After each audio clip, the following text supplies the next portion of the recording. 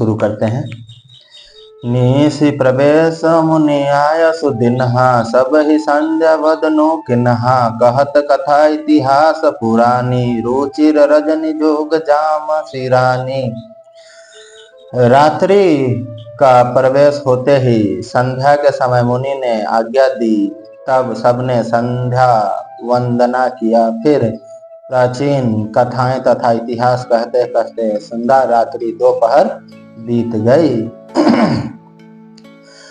मतलब राम जी लक्ष्मण जी ने संध्या पूजन किए सांझ के समय, फिर गुरु के साथ कथा कहते सुनते रात्रि बीत गई। रात्रि के दोपहर बीत गए। मुनिवर शयन किन्ह तब जाई, लगे चरण चापन दो भाई, जिनके चरण सरोरुह लागी, करत विविध जप जोग विरागी। तब श्रेष्ठ मुनि ने जाकर शयन किया, मतलब सो गए। उनके गुरु राम लक्ष्मण के गुरु दोनों भाई उनके चरण दबाने लगे, जिनके चरण कमलों के दर्शन एवं स्पर्श के लिए वैराग्यवान पुरुष भी भांति भांति के जप और योग करते हैं। ते दो बंधु प्रेम जनु जीते, गुर पद कमल पलोटल प्रीते, बार बार मुनि आज्ञा दिन ही, रघुवर जाई शयन तब की नहीं। वे दोनों भाई मानो प्रेम से जीते हुए प्रेम पूर्वक गुरु जी के चरण कमलों को दबा रहे हैं। मुनि ने बार बार आज्ञा दी। तब श्री रघुनाथ जी ने जाकर शयन किए। राम लक्ष्मण जी गुरु के चरण दबा रहे हैं। गुरु जी बार बार कह रहे हैं कि तुम दोनों जाकर सो जाओ, फिर भी वो नहीं जा रहे हैं। दबा ही नहीं गुरु जी, और दबाने दीजिए। लेकिन बार बार कहने पे आखिर में वो दोनों भाई जाकर सो गए। चापत चरण लखनूर लाए, सभय सप्रेम परम सचु पाए, पुनि पुनि प्रभु कह सेवतु ताता, पढ़े धरियूर पद जल जाता। श्री राम जी के चरणों को हृदय से लगाकर भय और प्रेम सहित परम सुख का अनुभव करते हुए लक्ष्मण जी उनको दबा रहे हैं। प्रभु श्री रामचंद्र जी ने बार बार कहा, हे तात अब सो जाओ। तब वे उन चरण कमलों को हृदय में धरकर लेट रहे। लक्ष्मण जी भी अपने भ्राता का सेवा में लगे हुए थे। फिर राम जी ने बार बार कहा, अब तुम भी जाके सो जाओ, तो वो भी सो गए। उठे लखनऊ निशि विगत सुनी, अरुणा शिखा धुनि कान, गुरते पहलहि जगतपति, जागे राम सुजान। रात बीतने पर मुर्गे का शब्द कानों से सुनकर लक्ष्मी जी उठे। जगत के स्वामी सुजान श्री रामचंद्र जी भी गुरु से पहले ही जाग गए। सो सकल सोच करी जाई नहाए, नित्य निवाहि मुनि नहीं सिरि नाए, समय जानी गुराय सुपाई, लेन प्रसून चले दो भाई। सब सोच क्रिया करके वे जाकर नहाए। फिर नित्य कर्म समाप्त करके उन्होंने मुनि को मस्तक नवाया। पूजा का समय जानकर गुरु जी की आज्ञा पाकर दोनों भाई फूल लेने चले। पूजा करने के लिए फूल लेने राम लक्ष्मण जी गए। भूप बागुबर देखौ जाई, जहाँ बसत ऋतु रही लो भाई, लागे बिटप मनोहर नाना, बरन बरन बर बोली बिताना। उन्होंने जाकर राजा का सुंदर बाग देखा, जहाँ वसंत ऋतु लुभा कर रह गई है। मनों को लुभाने वाले अनेक वृक्ष लगे हैं। रंग बिरंगी उत्तम लताओं के मंडप छाए हुए हैं। नव पल्लव फल सुमन सुहाए, निज संपत्ति सुर रूख लजाए, चातक कोकिल कीर चकोरा, पूजत विहंग नटत कल मोरा।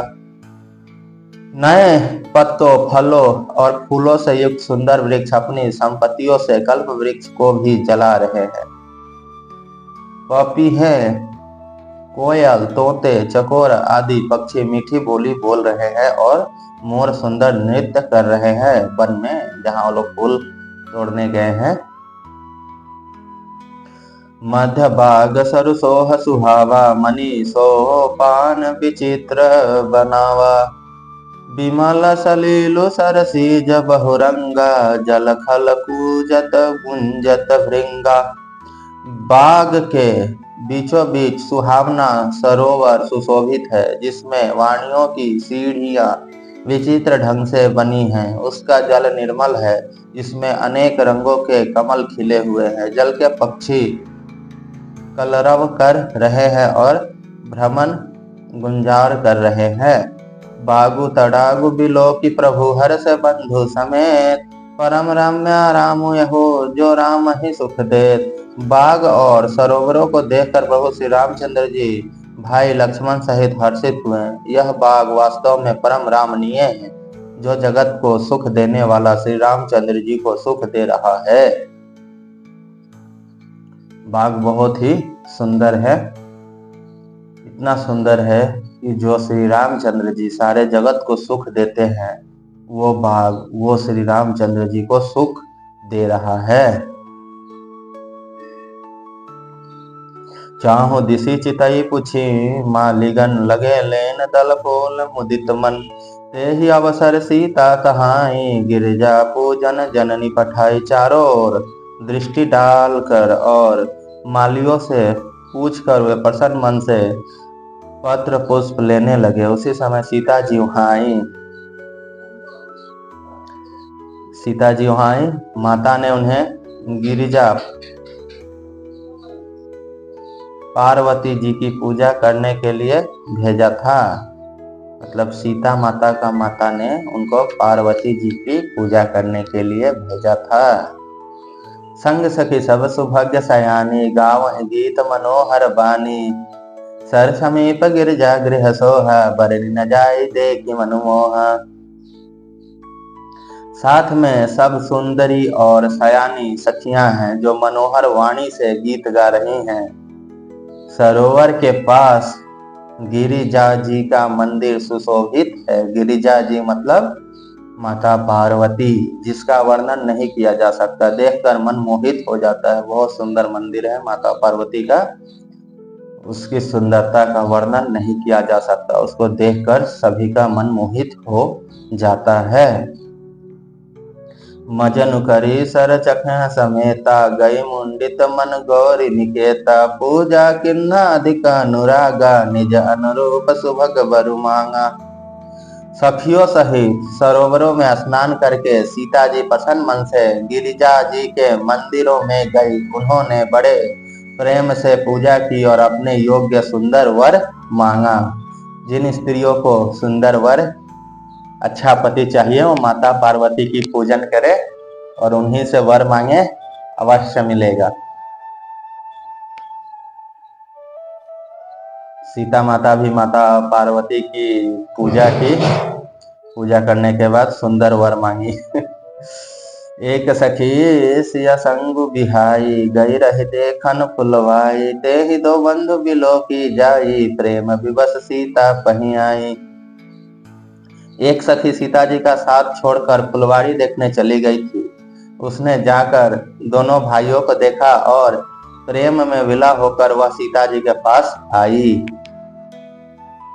तो जो सीता जी की सहेली लोग थी, उसमें से एक सहेली फुलवाड़ी में चली गई थी फूल देखने के लिए। तो वहां जाके राम लक्ष्मण जी को उसने देखा, तो प्रेम से वशीभूत होकर वो फिर माता सीता के पास आई। तासु दशा देखी सखिनः, पुलक गात जलुनैन। काहू कारणु निज हरस कर, पूछहि सब मृद बेन। मंगल भवन मंगल हरि, द्रवहु सुदशरथ अजिर बिहारी। दीन दयाल बिरद सम भारी, हरहु नाथ मम संकट भारी। सखियों ने उसकी दशा देखी कि उसका शरीर पुलकित है और नेत्र में जल भरा है। सब कोमल वाणी से पूछने लगे कि अपनी प्रसन्नता का कारण बताओ। देखन बागु कुंवर दुआएं, बै किशोर सब भांति सुहाए। श्याम गोर किम कहो बखानी, गिरा नयन अनयन नयन बिनु बानी। उसने कहा, दो राजकुमार बाग देखने आए हैं। किशोर अवस्था के हैं और सब प्रकार से सुंदर हैं। वे सांवले और गोरे रंग के हैं। उनके सौंदर्य को मैं कैसे बखान कर कहूँ। वाणी बिना नेत्र की है और नेत्रों के वाणी नहीं है। सखी कहती है दो जो राजकुमार आए हैं राम लक्ष्मण जी, उनकी सुंदरता मैं कैसे कहूँ। मेरे नेत्र में आवाज नहीं है।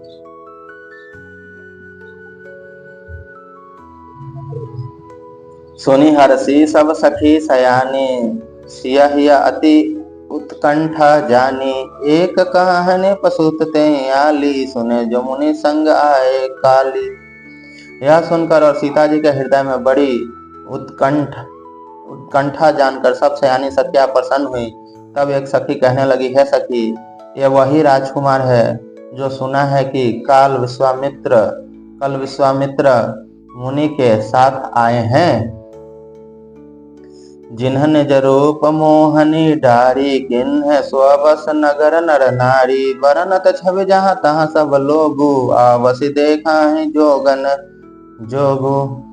और उन्होंने अपने रूप की मोहनी डालकर नगरों के स्त्री पुरुषों को अपने वश में कर लिया है। और जिन्होंने अपने रूप की मोहनी डालकर नगरों के स्त्री पुरुष को अपने वश में कर लिया है। जहां तहां सब लोग उन्हीं की छवि का वर्णन कर रहे हैं, राम लक्ष्मण के। अवश्य चलकर उन्हें देखना चाहिए, वे देखने ही योग्य हैं। तासु बचन अति स्यानी सोहाने, दरस लागी लोचन कुलाने। चली अग्रह करी प्रिय सखी सोई, प्रीति पुरातन लखई न कोई। उसके वचन सीता जी को अत्यंत ही प्रिय लगे और दर्शन के लिए उनके नेत्र व्याकुल उठे। उसी प्यारी सखियों को आगे करके सीता जी चली। पुरानी प्रीति को कोई लख नहीं पाता। सुमिरि सिया नारद वचन उपजी, प्रीति पुनि चकित विलोकति सकल दिशि। जनु शिशु मृगी सभी। नारद जी के वचनों को स्मरण करके सीता जी के मन में पवित्र प्रीति उत्पन्न हुई। वे चकित होकर सब और इस तरह देख रही हैं मानो डरी हुई मृग छौनी इधर उधर देख रही है। कंकन किंकिन नुपुर धुनि, सुनी कहत लखन सन राम हृदय गुनि। मानहु मदन दुदम्भी दिनहि, मनसा विश्व विजय कहाँ कि नहीं। कंकड़न हाथ के कड़े, करधनी और पायजब के शब्द सुनकर श्री रामचंद्र जी हृदय में विचार कर लक्ष्मण से कहते हैं, यह ध्वनि ऐसी आ रही है मानो कामदेव ने विश्व को जीतने का संकल्प करके डंके के चोट मारी है।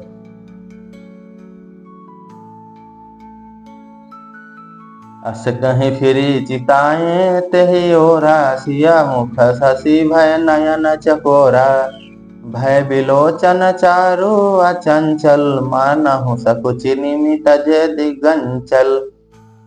ऐसा कहकर श्री रामचंद्र जी ने फिर कर उस ओर देखा।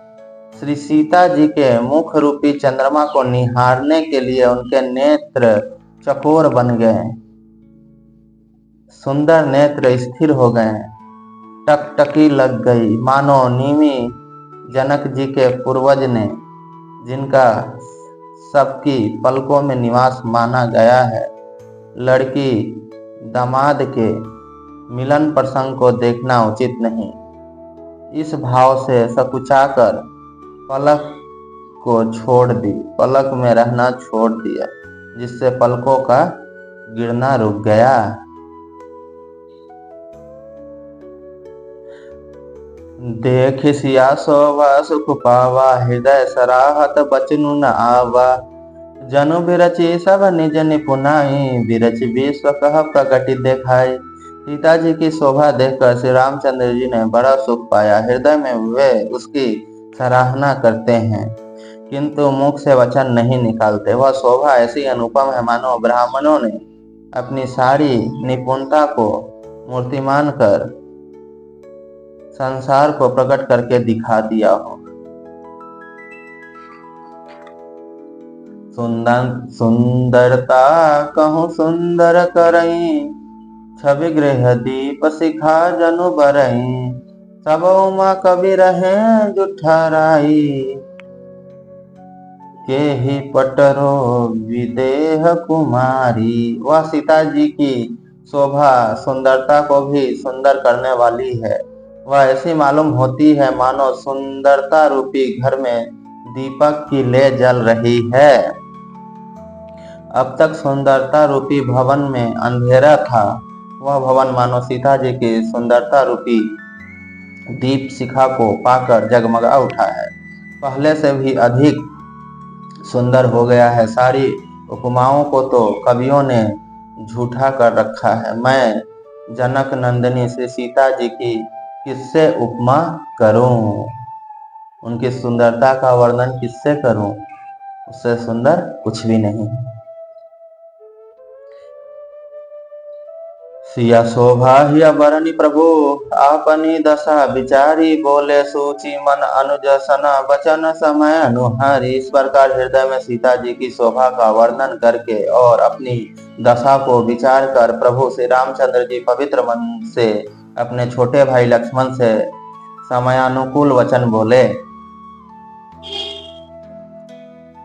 तात जनक तनया यह सोई, धनुष यज्ञ जहि कारण होई, पूजन गोरी सखी ले आई, करत प्रकाश फिरे फुलवाई।